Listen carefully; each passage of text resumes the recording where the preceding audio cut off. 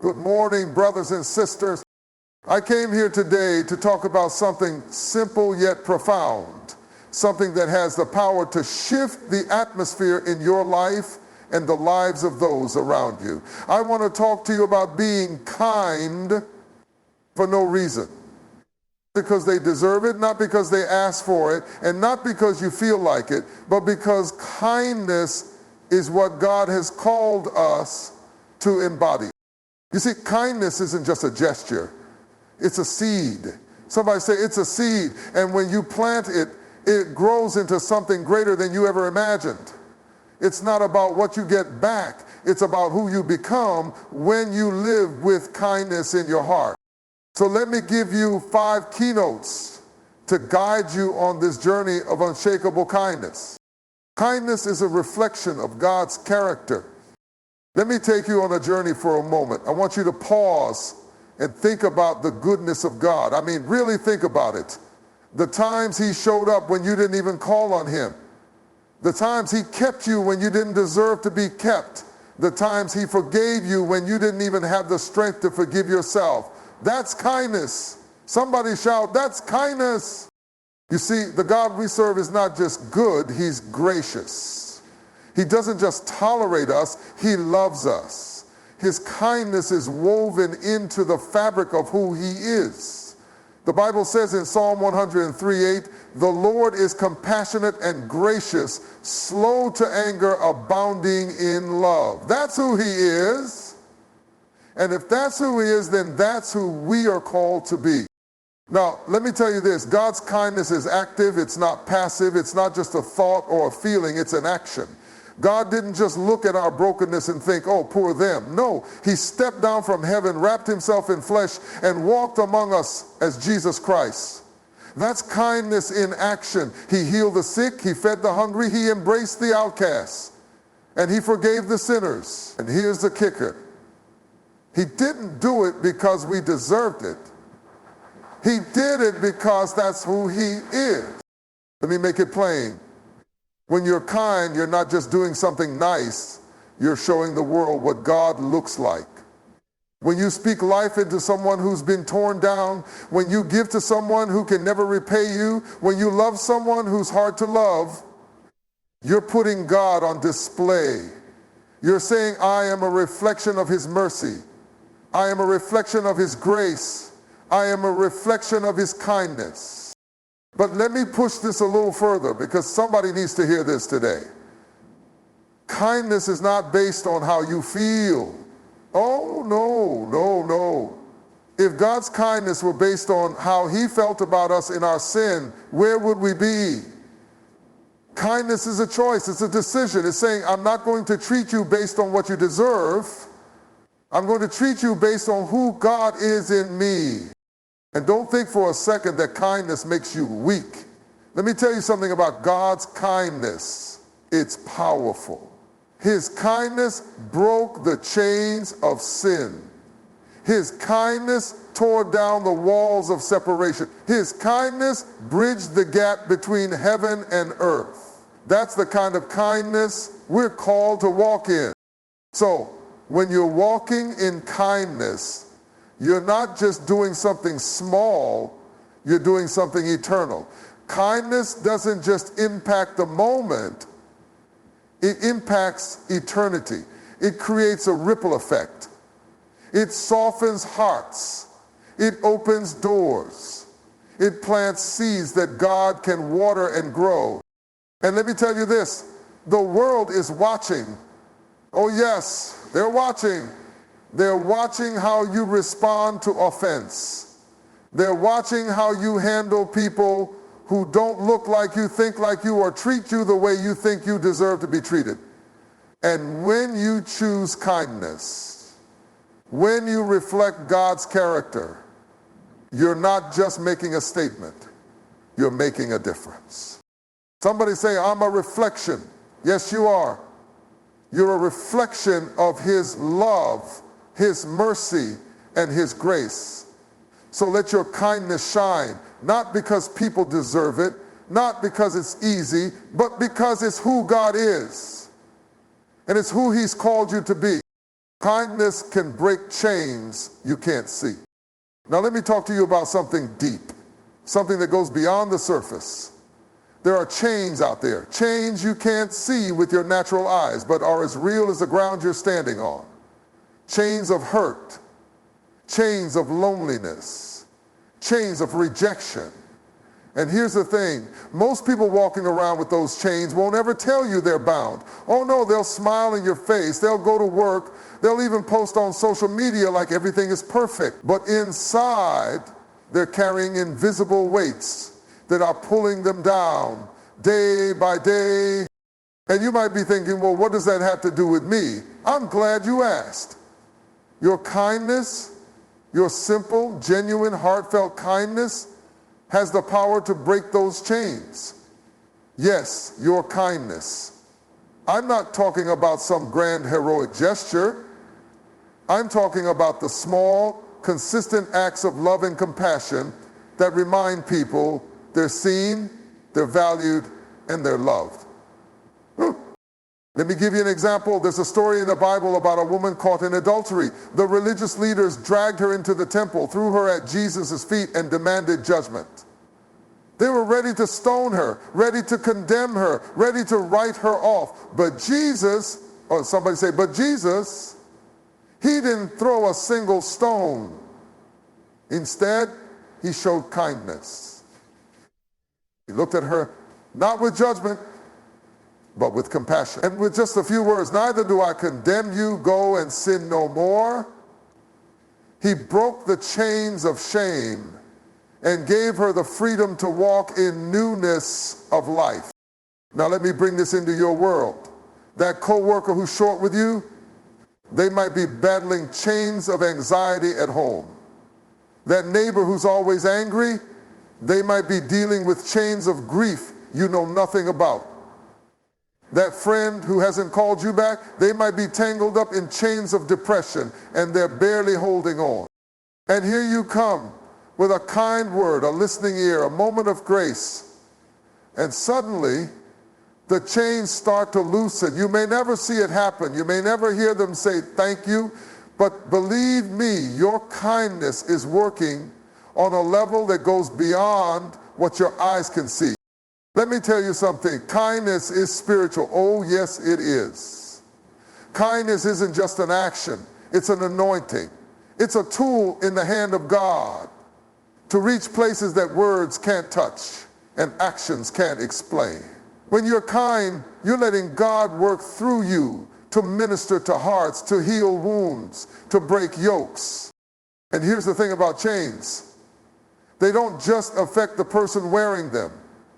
Chains are heavy and they have a way of spilling over into every area of life. A person bound by rejection might reject others. A person chained to pain might lash out in anger. But when kindness steps in, when you choose to respond with love instead of judgment, with compassion instead of criticism, you're not just breaking their chains, you're breaking the cycle. I need you to catch this. Kindness is disruptive. It disrupts the enemy's plans. It disrupts bitterness. It disrupts despair. It disrupts cycles of brokenness. You might not even realize the impact of your kindness, but I promise you this, God does. Now let me take you deeper. Sometimes kindness isn't about what you say, it's about what you don't say.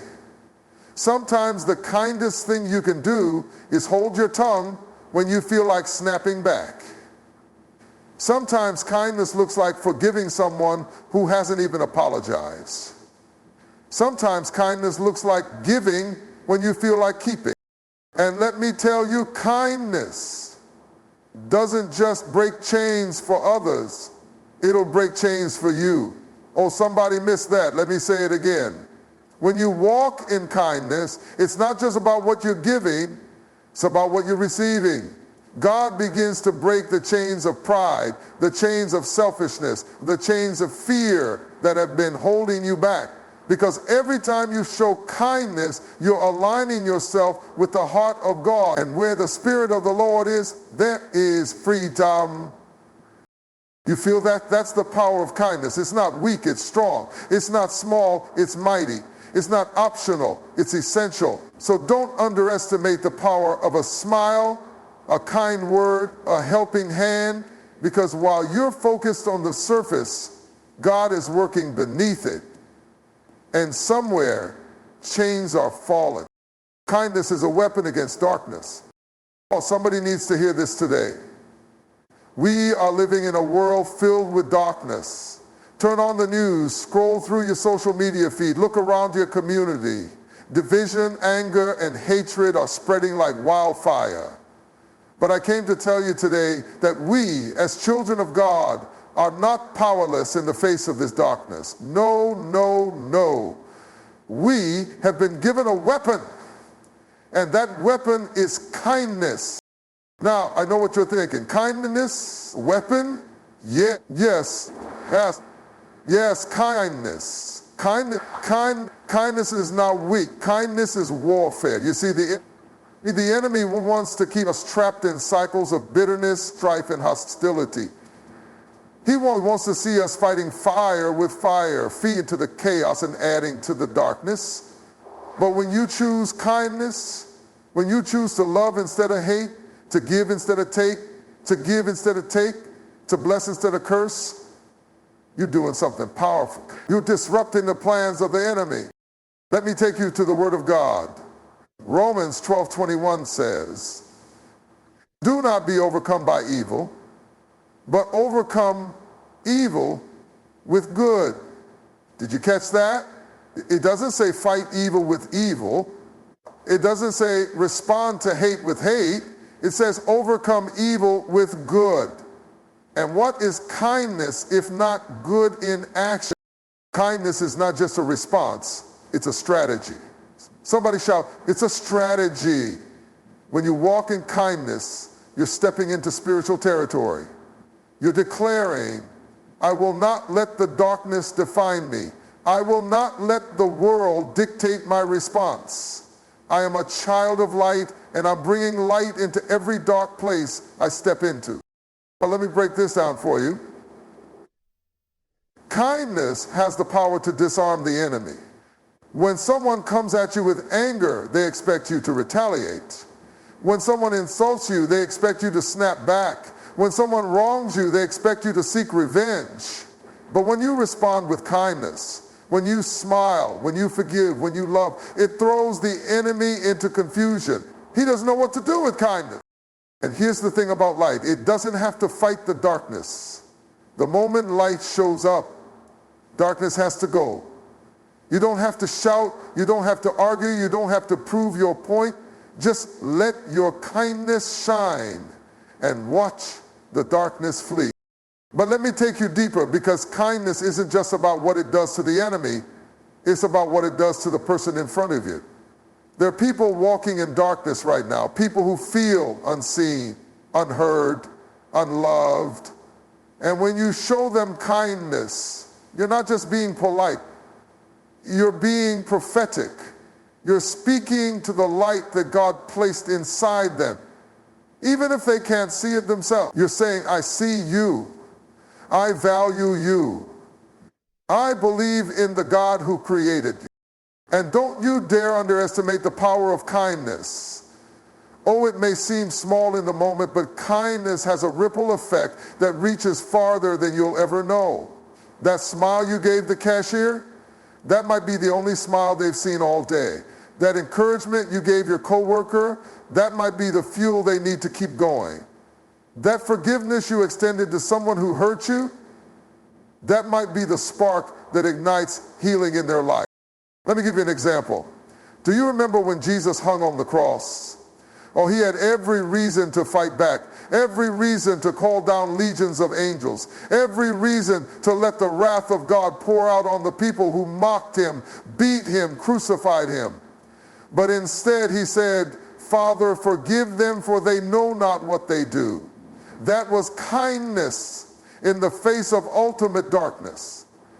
And that act of kindness didn't just change the moment, it changed eternity.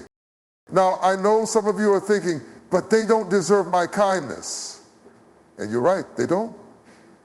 But can I remind you of something? You didn't deserve God's kindness either, and yet he gave it freely. Kindness isn't about what they deserve. It's about who you are. It's about whose you are. So every time you choose kindness, you're wielding a weapon. You're cutting through the lies of the enemy. You're breaking through the walls of division. You're tearing down the strongholds of hate. And you're doing it without lifting a fist, without raising your voice, without firing a single shot. Kindness is powerful. Kindness is intentional. Kindness is unstoppable. And when you walk in kindness, you're not just carrying a weapon. You're carrying the very heart of God into a world desperate for light. Kindness reveals strength, not weakness. Let me tell you something about kindness. The world has lied to you about it. Yes, I said it. The world wants you to believe that being kind means being soft, being weak, being a pushover. But I came to tell you today that kindness is not a weakness. It's a weapon. It's a strength. It's a mark of spiritual maturity. Oh, somebody needs to hear this. Kindness requires more strength than revenge, more courage than anger, and more discipline than pride. Anybody can clap back. Anybody can snap when they've been hurt. Anybody can meet fire with fire. But it takes real strength to hold your peace. It takes real strength to turn the other cheek. It takes real strength to choose kindness when everything in you wants to lash out. And let me make it plain. Kindness is not the absence of power. It's the control of power. Oh, you better catch that. It's saying, I have the ability to hurt you, but I choose not to. I have the opportunity to tear you down, but I choose to build you up. I have the right to seek revenge, but I choose forgiveness. That's not weakness. That's strength under control.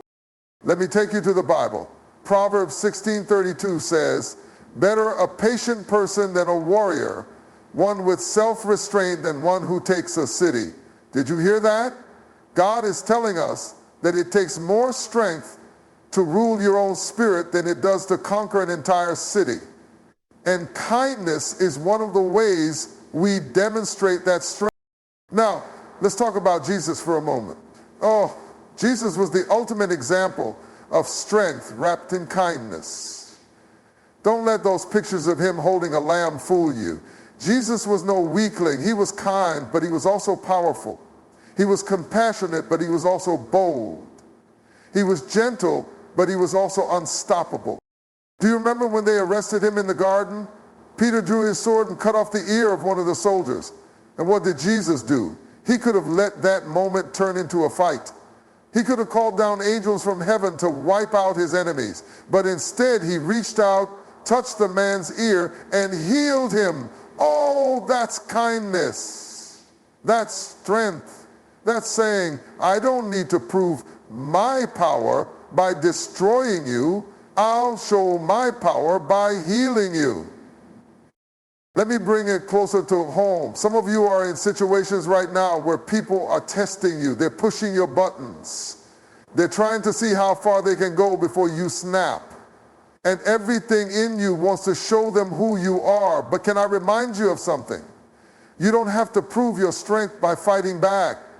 Your strength is in your restraints. Your strength is in your kindness. Your strength is in the fact that you don't need validation from anyone but God. And here's the truth. Kindness isn't just strong, it's transformative. When you respond with kindness, you shift the atmosphere. You confuse the enemy. You disarm hostility. Kindness has the power to take a tense situation and turn it into a testimony. Now, let me talk to my strong people for a second. Some of you think you have to be hard to be respected. You've been through so much in life, betrayal, heartbreak, disappointment, and you built up walls to protect yourself. You've convinced yourself that kindness is weakness because you don't want anyone to take advantage of you. But can I tell you something? Kindness doesn't make you vulnerable. It makes you victorious. Oh, let me say that again for the people in the back. Kindness doesn't make you vulnerable. It makes you victorious.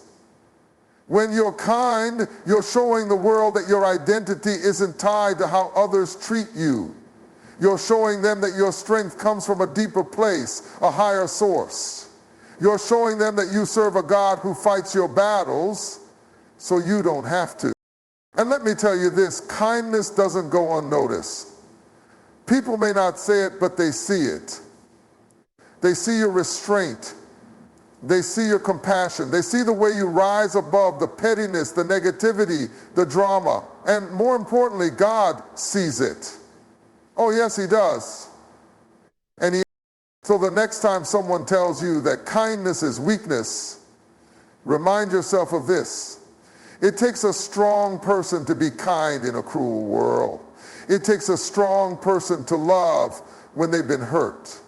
It takes a strong person to forgive when they've been wronged. Kindness is not for the faint of heart. It's for the warriors, the overcomers, the children of the Most High God. Somebody shout, kindness is strength. Yes, it is. It's a strength that breaks barriers, builds bridges, and transforms lives. It's a strength that reflects the character of our God. It's a strength that the world needs now more than ever. Kindness leaves a legacy. Oh, let me talk to you about something that outlives you, something that carries your name long after you've left the room, long after you've moved on, and long after your earthly journey is done. That something is kindness. Somebody shout, legacy! Because kindness is not just an act, it's an investment in eternity. It's a seed you plant today that will grow and bear fruit for generations to come. You see, most people think a legacy is about fame or fortune, about titles and trophies. But let me tell you something. True legacy isn't built on what you achieve. It's built on how you make people feel. It's built on the impact you have on their lives. And there's nothing more impactful than kindness. Let me take you to the word. Proverbs 11:25 says, a generous person will prosper. Whoever refreshes others will be refreshed. Did you hear that? When you show kindness, you're not just pouring out, you're planting. You're planting joy, you're planting hope, you're planting encouragement. And just like any good seed, it will grow. Oh, it will grow. And it will keep growing long after you're gone. Now, think about the people who've left a mark on your life. I'm not talking about the ones with big names or big platforms. I'm talking about the ones who were kind to you when they didn't have to be. The teacher who believed in you when you doubted yourself. The stranger who smiled at you on the worst day of your life. The friend who stayed when everyone else left. You may not remember everything they said, but you'll never forget how their kindness made you feel. That's the power of kindness. It's unforgettable. It imprints itself on the hearts of people in ways you can't measure. And the beautiful thing about kindness is that it's contagious. Oh, yes, it is. When you show kindness to someone, it inspires them to show kindness to someone else. And before you know it, your one act of kindness has created a ripple effect that touches lives you'll never even meet. Let me tell you a story. There's a woman in the Bible named Tabitha. Some translations call her Dorcas. She wasn't a preacher, she wasn't a prophet, but she was kind. She spent her life making clothes for widows and helping the poor. When she died, the people she had touched were so heartbroken that they sent for Peter to come. And do you know what they did when Peter arrived? They sewed him the robes and clothes she had made, the evidence of her kindness. Her legacy was her kindness. And God honored her so much that he raised her from the dead. Let me ask you something. If today were your last day, what evidence of kindness would people hold up in remembrance of you? Would they say, she was always so encouraging, or he always had time to listen? Would they point to the ways you served, the ways you gave, the ways you loved? Because at the end of the day, it won't be the house you lived in, the car you drove, or the title on your business card that people remember. It will be the way you made them feel.